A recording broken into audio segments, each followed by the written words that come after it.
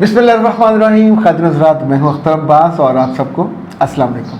कभी कभी इंसान का दिल चाहता है कि अच्छा खाना खाने जाए, अच्छे होटल पे जाए। जेब खाली है तो जा सकते हैं क्या? फिर अरेंज करेंगे, मैनेज करेंगे। इसी तौर पे कभी जी चाहता है कि हम अपने दोस्तों को लेके जाएं। दो चार कोई बंदा ले जाता है, तब अक्ल ये कहती है कि घर में करेंगे तो कितना खर्चा होगा, बाहर करेंगे तो कितना खर्चा होगा। फिर वहाँ का एम्बियंस माहौल है, उसको देखते हैं, अपनी टॉर देखते हैं। तो आमतौर पर फैसले करने के दो बड़े वो होते हैं।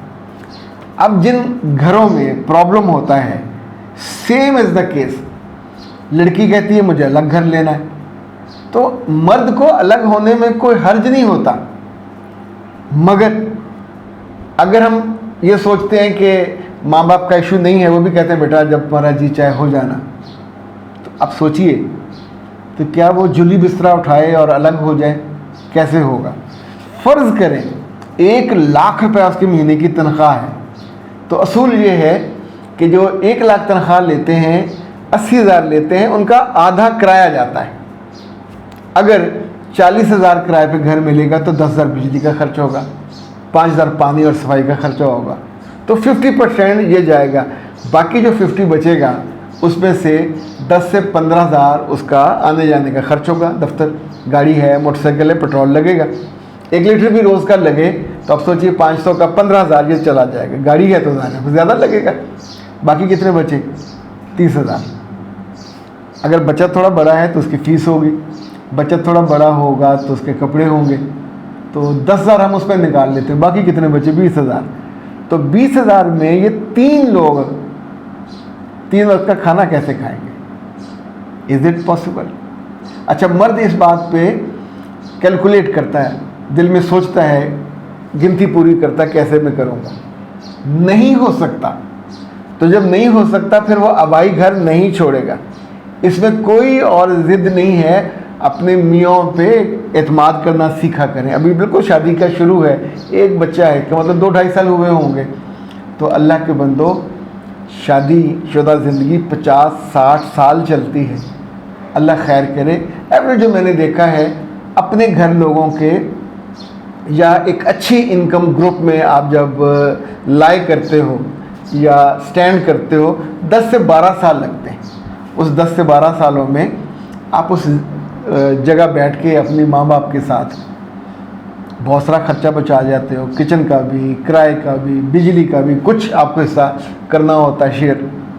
लेकिन अक्लमंद बीवियाँ इस बीच में पैसे बचाती हैं, और उनसे भी अक्लमंद बीवियाँ जो सोचती हैं कि मैं पूरा वजूद, पूरा इंसान हूँ, अक्लमंद, समझदार, ज़हीन, तो मुझे क्या करना चाहिए?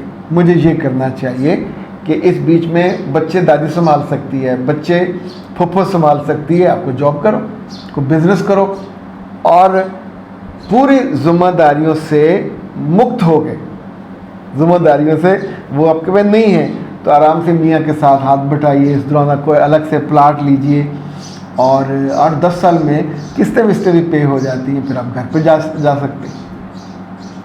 अगर सोच में आप एक नफरत लेके, बेयकीनी लेके, शक लेके चलोगे, तो आप सोचोगे कि अभी मुझे अलग होना है, तो अभी इस 20,000 में आपका घर कैसे चलेगा? जब घर नहीं चलेगा तो रोज़ मियाँ बीवी आपस में लिटरली वो गली के लोगों, तो अच्छी लड़की, मियाँ से घर अलग मांगना बुरा नहीं है, लेकिन वक्त अच्छा इंतखाब करें जब आप दोनों उसको समझदारी से। अच्छा, कुछ केसेस में लड़की की माँ बाप को प्लॉट दे देते हैं, तो अब वो अपने आप तो उस पर घर नहीं बनता, फिर भी आपको बचाना है, फिर घर बनेगा। अगर लड़की के माँ बाप ने कोई घर दे दिया हुआ, तो मैं एक बात आपको बड़ी डर के बता रहा हूँ, मेरे पास जितने इस तरह के केसेस आए हैं कि अगर लड़की की माँ बाप ने घर दिया, चाहे छोटा या बड़ा, और आप उसमें अपने मियाँ को लेके शिफ्ट हो गए, तो लड़कियों में छोटे कद की हो या बड़े कद की, इतना तकब्बर होता है। यानी सारी दुनिया में 1 अरब बंदा लड़कियों को अपने घरों में रखता है, वो एहसान नहीं जताता।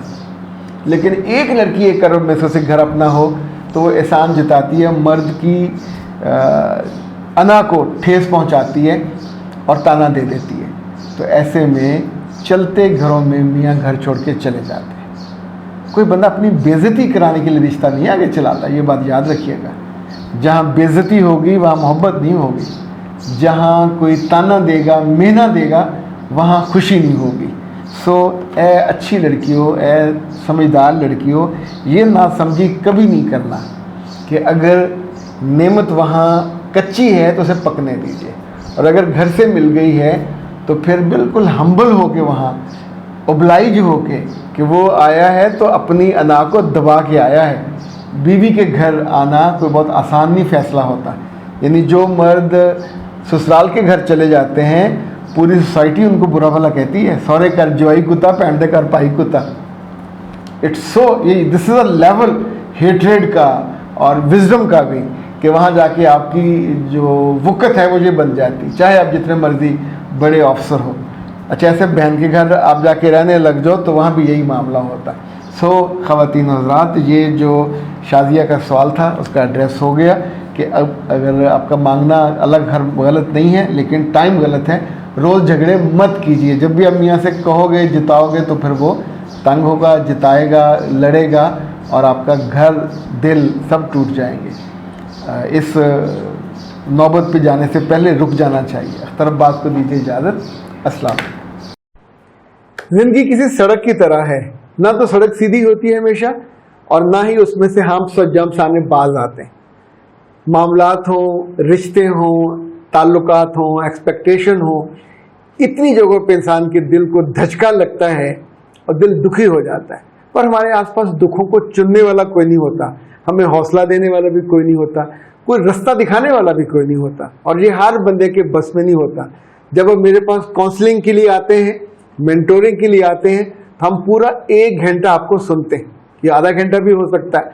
पाकिस्तान में, पाकिस्तान से बाहर, जहाँ जहाँ सुबह 9 से रात 9 तक 1-1 घंटे के स्लॉट्स में लेता हूँ, और उसमें सिर्फ आपकी बातें सुनते नहीं है, आपको बेहतरीन हल बताते हैं। ये काउंसलिंग पेड होती है, और सबसे मज़े की बात यह है कि आप ही के मुतालबे पे, आप ही की ख्वाहिश पे और आप ही की मर्जी पे हम छुट्टियों के दिन भी काउंसलिंग के लिए ऑन रखते हैं। सो ईद के दिनों में भी जब आप अपने घरों में अपने उस मसाइल वाले घर से दूर होंगे अपनी अम्मा अब्बा के पास, तो वहाँ भी आप मुझसे रब्ता कर सकते हैं। 0300 946 8746, 0332 746 8746।